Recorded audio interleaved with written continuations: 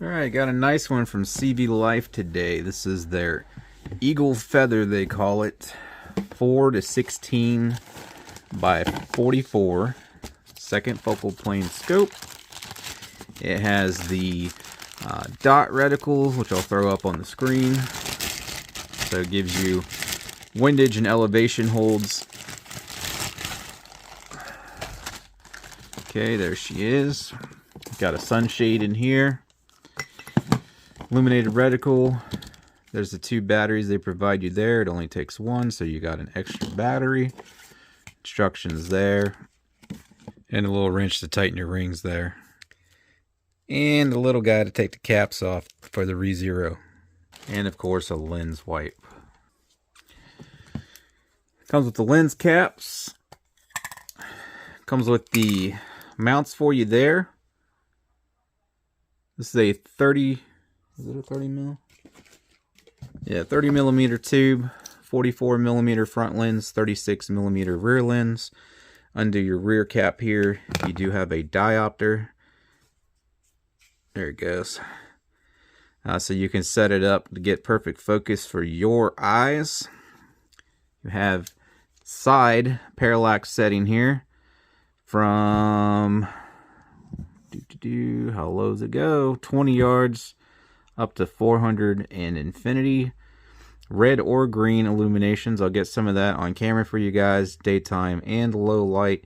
There's your battery cap there. Your battery's going to go under there for the illumination. Lockable exposed turrets.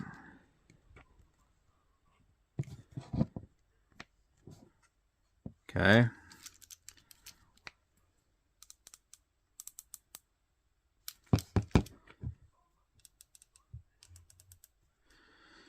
Decent audibility there. And they are re-zeroable, so you can have this. Oops, got to unlock it there. If you need to come up here 3.5 to be zeroed at 200 yards or whatever, you can then take your cap off, spin it back to 0, screw it back down, and then it'll be on 0 for you back here while maintaining whatever 0 you desire. That way for your long range calculations and MOA here, these are 1/4 inch MOA adjustments per click. If you're zeroed for 200 and you need 2 MOAs to be dead on at 300, you go from 0 to 2 MOA. So you have that capability here with the re-zeroable turrets. Let's see what else. I always like these mounts when they have the these are usually a 12 millimeter, so instead of messing with screwdrivers and little Allen wrenches or anything like that, typically a 12 millimeter socket, or you can just stick something in there like the little Allen wrenches it does come with for these, or a screwdriver or whatever. You can tighten it with that method if you don't have the socket. But I always love these types here because I can put a socket on it, which I keep in my box. She's waterproof, shockproof, fog-proof, multi-coated lens. Got index mark there. For your, looks like not only for the illumination, but also for your parallax setting. And you got one up top there as well to index that, which I think we already saw. And one there for your windage. Okay, and apparently it came with a battery installed as well. Super bright there. There's your red going lower and lower. Of course, I'll show you this at low light and dark and whatnot as well. And it's always real difficult to catch it to where it looks nice on camera, but it looks freaking fantastic. Super bright as I could want it to be. Super clear, crisp glass as far as I can tell in the bedroom here, but we'll get it down on the range and I'll get some better images for you guys. 30 millimeter tube, as I said, 30 MOA of adjustment, windage and elevation. Comes in at 22.9 ounces. And it's supposed to have a really generous eye relief between 3.8 and 4.7 inches. Just kind of depends on the user and what magnification you have it set on. So certainly test that out. Should have a good roughly 4-inch eye relief. So don't have to worry about the scope kissing your face on a heavier recoiling rifle. But let's get down to the range and get this thing mounted up. Alright, there she is all mounted up, minus the sunshade, which I shown in the beginning of the video. Got my target set up there, just about 15 yards, just to take one shot there, see where our point of impact is, give it an adjustment, and then I'll walk it out 100 yards and get it finished zeroed and print a little group. And I got it mounted up here on my Anderson. This is a 7.62 by 39, so a little more recoil than 223-556, so it's a better test for the scope. Make sure it holds zero and whatnot. Plus, with this being a budget Anderson here, it's kind of a rattle trap, so it'll shake the scope up pretty good.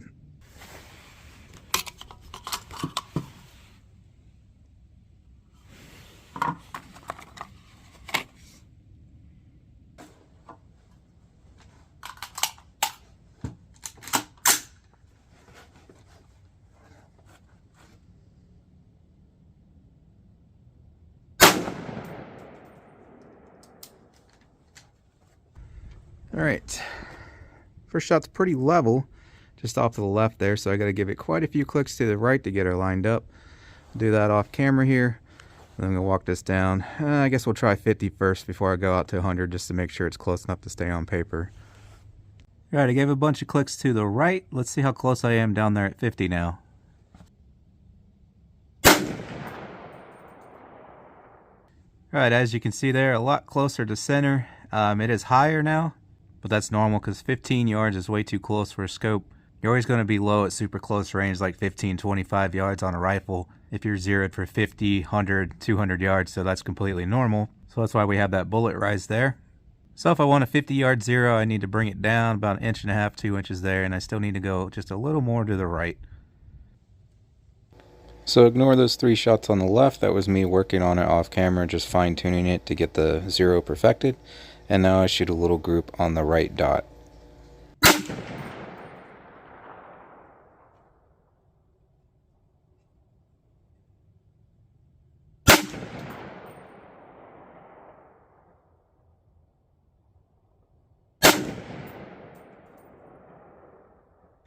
All right, I did so good down there at 50. I'm not actually going to worry about 100 now. Nice little tight group there.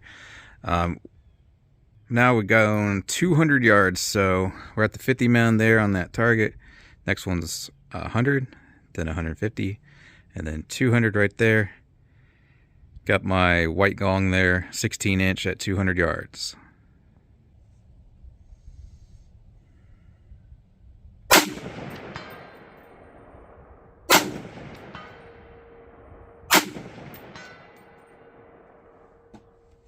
So I'm going to try to have it included in the video if I haven't already inserted such. But this thing is crystal clear, clear out to 500 yards. Very true to magnification.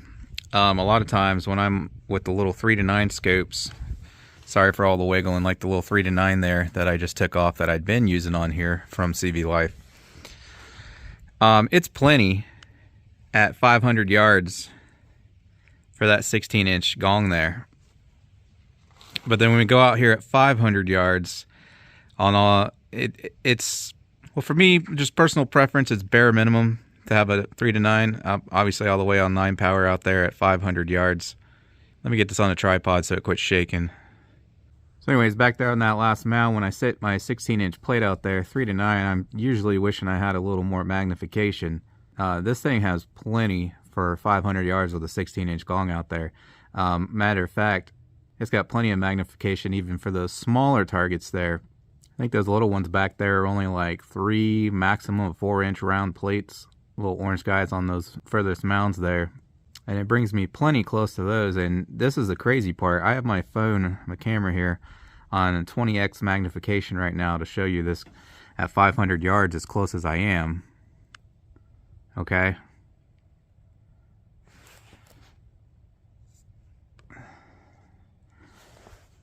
There's 20x again, but the scope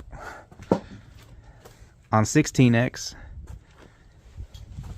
it looks like it's bringing me closer. I'm looking through the screen on the camera right here, and these targets look smaller through my screen on 20x than they do through the scope on 16x. So that might be part of the reason why I feel like that's got plenty of magnification even for those little 3-inch targets out there, because it says 16x, but I think it's actually a little bit higher than that. And I don't have a problem with that. Do you? I think that's great. It gets me zoomed in further than 20x on this camera, and it's crystal clear unlike the camera here. So as I was just saying, crystal clear image and reticle for me when I'm looking through the scope with my naked eye. It's challenging to get a good, clear, crisp image trying to take a photograph through a scope, so keep that in mind. But here's what you're looking at 500 yards down there on 4x magnification. And then here's zoomed in all the way on the 16x magnification, which, as you can see, it gets you really, really close to those targets down there at 500. And you can even see those little 3 to 4 inch ones I was talking down there, clear as day. Very easy to hit. Thanks for that notification ruining my video. Okay, and then here is what you're looking at 100 yards on 4x magnification. Field of view at 100 yards on 4x magnification, about 24 feet. And then on 16x magnification down here at 100, you're looking at about 6 feet field of view. Stay tuned to the end, and I will have some images of the red and green illumination and low light and complete darkness for you guys coming up. So the only thing I will tell you is that the parallax setting here, I had the same thing on the previous, well, I may not have been the previous scope, but they set me a 5 to 25 by 56. And the same thing, I could get my parallax set just fine out here at 500, and even on the 1,000-yard range that I recently visited. That video was not about the scope, but rather about me shooting 1,000 yards, but I used their scope to shoot 1,000 yards. And even out there, I was able to get the scope parallax free. I'll probably do a little insert here to explain that real quick for those who don't know. So in a nutshell, and to wrap this up quickly, what scope parallax is, basically if you don't get your eye perfectly centered in the scope every single time that you shoulder the rifle, if your parallax is not set correctly, and you're not perfectly aligned dead center with your eyeball there, it can cause your crosshairs to shift in the scope, basically. They could shift slightly upwards, downwards, left, or right. So this could potentially throw your shot off by a few inches, left, right, up, down, if you have a parallax going on. That's the whole purpose of the parallax setting on the side. One easy way to test to see if you're getting a parallax, which is important to know how to do, pertaining to what I'm about to discuss here as soon as I switch away from this slide here. You put your rifle on a rest and look through it, through the scope, and then move your head up and down, left and right a little bit. And if you see those crosshairs shift, then you're having a parallax. If they stay right on the bullseye and they don't move at all while you move your head up, down, left, right a little bit, then you are parallax free. But in order for me to get parallax free, it was always off a little bit from the indicated marks. So you got 100 yards, 150, 200, 400, and then that last mark there is for anything past 400. I'm having to put this on 100 to be parallax free, and the thing is, it's parallax free pretty much anything from down here at 50 all the way out to 500 for me.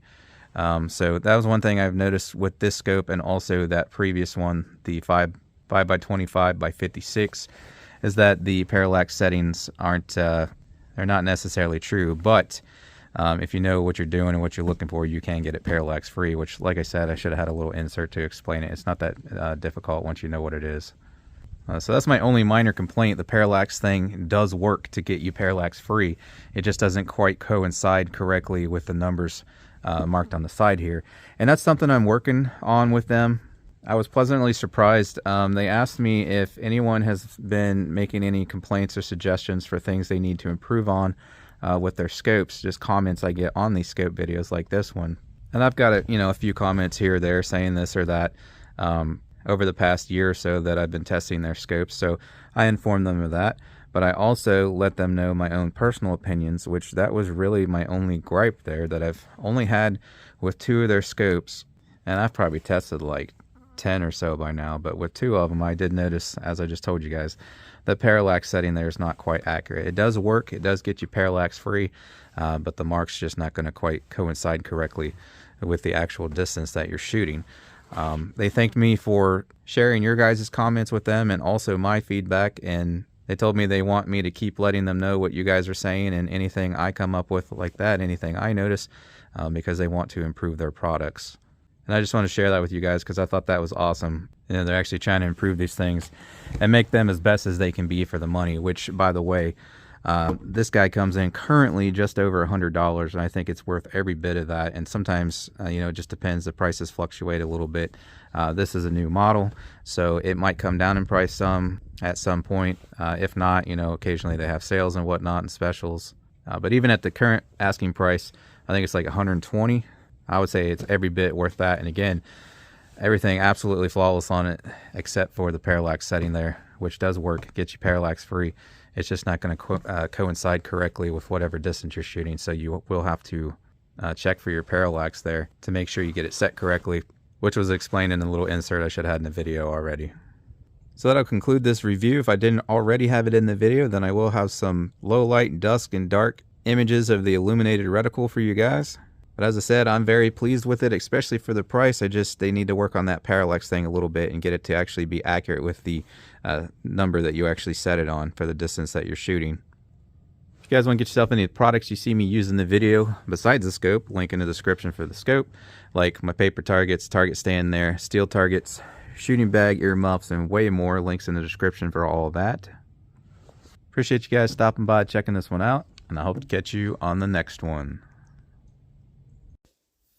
Alright, now I'll show you guys the illuminated reticle real quick in both colors. Once again, please keep in mind it looks much more clear and crisp with you looking through it with your actual naked eye. It looks a little bit off trying to get these images through the scope with the camera, which is also why the image inside of the scope tube right now looks so small. It fills much more of that tube when you actually look through it with your own actual eye. So here's the green.